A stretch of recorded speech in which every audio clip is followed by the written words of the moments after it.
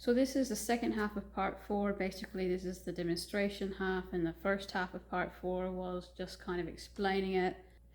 Again, you're going to need to watch the, if you're looking for phantom shift and you're not looking for the vocalizations, the hands and feet stuff, the mental shift.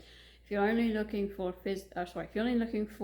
phantom shift, then you need to go to the phantom shift video. That is a separate video all by itself. But if you're looking for more the mental shift, the vocalizations, the hands and feet, then run on your hands and feet, then we'll do the demonstration part for that. And can I do this all in one video? I don't know. I used to have one that showed you that you could mental shift and come back, because a lot of people don't think that that's possible. They think you just will always get stuck. No, it's not. It's you choose it usually. Or you get too deep into it, maybe you get stuck, but you know, you can get yourself back out of it if you are if you're determined enough. And so I used to have a video that would show you me going into full-on mental shift, where I don't remember how to use my fingers, I don't know how to talk anymore, and running on my hands and feet and growling and whatever.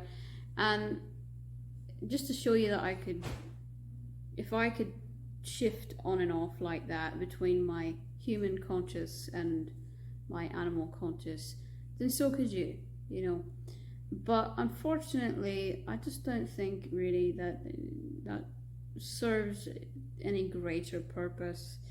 I think that the few amount of people that actually are going to have trouble coming back from it, and is it really going to be that impactful for them to watch somebody completely embarrass themselves, go through it, and then come back to their human conscious?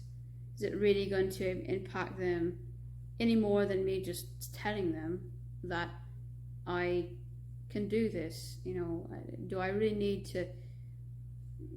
to convince anybody that it's possible to come back and be human again? I don't know. Is it really worth my embarrassment if people don't really feel as any more convinced than if I just say it? You know, I don't know. I don't know the answer to that.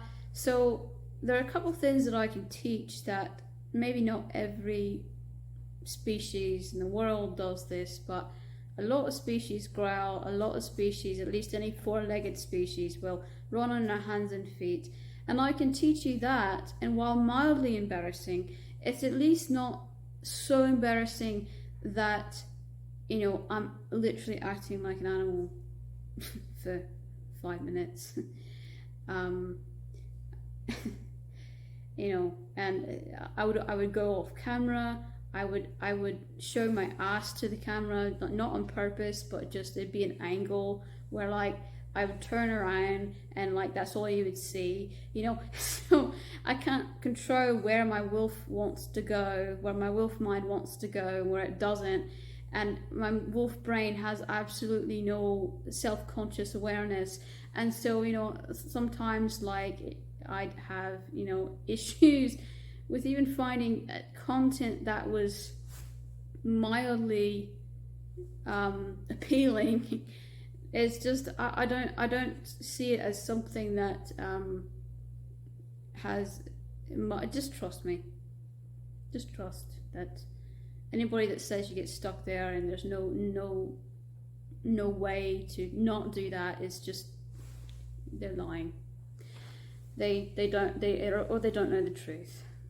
If you're determined enough, you can come back to your human mind within seconds. Okay, I talked about how in part 4, but let's talk about the. Obviously, I can't make every vocalization, you know, because I'm not. I only have what I have. I talked about this, that if you don't have it in your soul, you can't shift into it. So the only vocalizations I do is, you know, what the other half of me is. So I can't teach people stuff I don't know, but you can use this to apply to things. And since so many different species can growl and so many different species, you know, run on all fours, I feel like I could teach those two things, at least those two things. Because even though different species will sound a little different with the growl, each species, because it sound different. I mean, it will. And you do want to make sure that you sound like your actual species. It's still the same basis to it. So let's start with that. Let's start with the growl. It's in your throat, it's kind of in the back of your throat and maybe a little at the top of your throat. Your tongue is going to determine how it sounds. If you've got a curled tongue, it's going to sound, as a human, there's not enough space there, and so it's going to sound higher pitched with a curled tongue. And by that I don't mean, you know, curled like that, I mean curled like that, you know, because that's how the animals do it. They curl their tongue like that, not like that. So if you don't have that, then you can get a deeper, fuller sound to it. The facial expressions doesn't really change it too much. You listen, you mimic, and then you record yourself, like I was saying, to make sure that you sound the way you think you sound, because it's not going to feel freeing unless you got it right. Growling is so easy that it's, you know, once you get it, once you get a hang of it, it's, I don't know, a week or less to learn it. I think it took me about 2-3 days to really get a really good growl going. And at first it is going to make your throat sore probably, but after you do it, it shouldn't make it sore anymore. You're just using muscles that you don't ever use. You know, you're using muscles that you would never use before. So the trick is to vibrate that in your throat at the right part of your throat. And there's like I said, there's no perfect way to explain this, but your tongue does have a lot to do with it. So if I don't curl my tongue, it's this.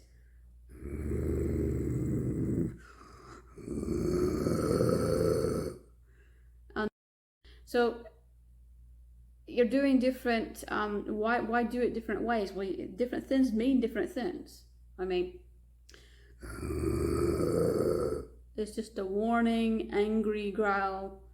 If you've got your complete snarl and your tongue curled, then you're either really, really pissed off or really agitated and stressed out. You know, so they all mean different things, you know, and again, to the different species. We're talking about wolves, so I don't, you know, there's different species may have different facial things that they do. But anyway, no matter how you're doing this for whatever species, that noise is the same, and it literally vibrates everything, like your whole body. I mean, it doesn't sound like it in the phone, but it will vibrate your entire body if you do it right. And if you're close enough to an object, it will vibrate that object. I mean, since I've got a little bit, just a tad bit of other stuff in me other than wolf, and again, it can be mythical, non-mythical. You know, we talked about that. It's mythical, it's not as mythical as we like to think. Whatever it is, it's a part of your soul, right? So I find myself, when I got really angry, I find myself doing this like yell growl.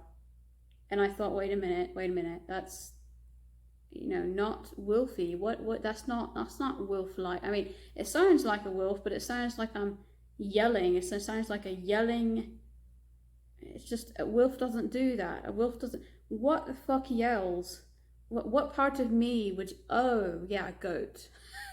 Yeah, so I'm thinking, okay, yeah, that's the goat that's yelling. Yell, growl. So it's sound like enough like the animal, but you have to take into account that if you're more than one animal, that it can blend.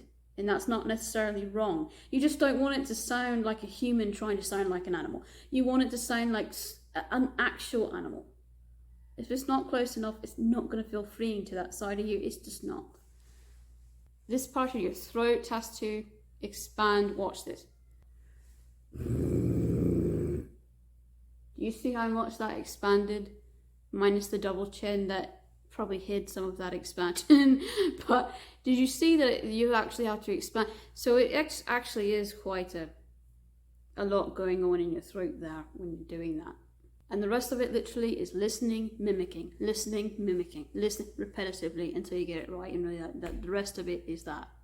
Running on your hands and feet. I'm going to try and choose as level ground as possible, or maybe a little uphill to do this, because unlevel is, that's nearly stalls me out when I try to do something on unlevel ground. Because I can't talk and do this at the same time, I mean I could, but I'd be too far away that the camera wouldn't hear me. So what I'm going to do is I'm going to do it slowly, and you can see how I'm moving my arms and my legs, and then I'm going to do it fast.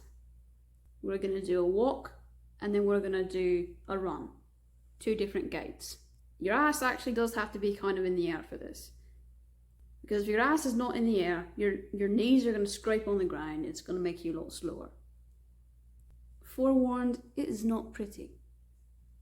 I'll do it from an on all fours position first, and then both walking and running, and then at the end I'll do running on 2 to running on 4 to transition into that mid jump. That last one I don't think I can slow down, so sorry about that. I'll try to slow it down. This is gonna bloody scare the chickens.